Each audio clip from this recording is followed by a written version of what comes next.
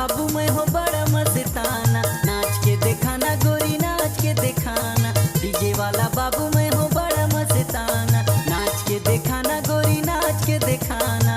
मजा आ जा हीरानी वो बारी भर मत देबे भाई।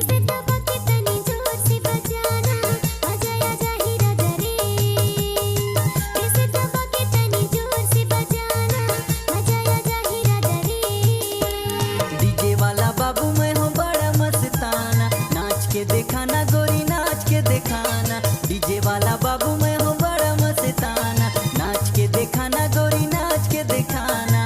मजा आ जा हीरानी वो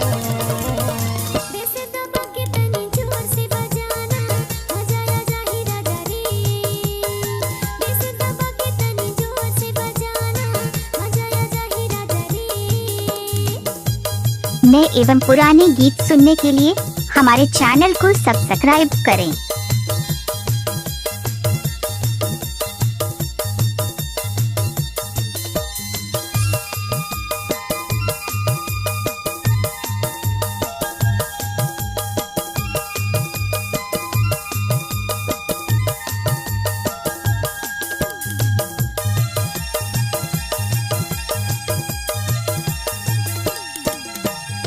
तेरे माना गोरी झंसर माना गोरी, पातर कनी हला जोर से हिलाना। जिंदे जानम के गाना बजते है, ताल में ताल गोरी तय हम मिलाना।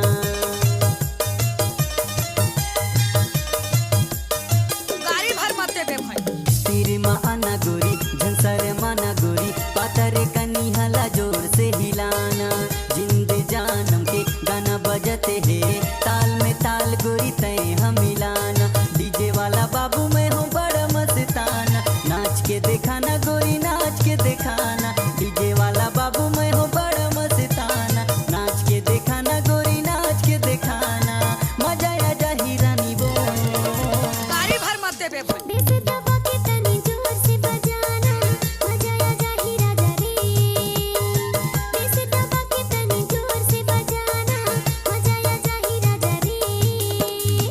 डीजे बबलू को शाम का मिक्स किया हुआ गाना पर सवाहू पर टोला वाले मोबाइल नंबर 62 61 49 22 09।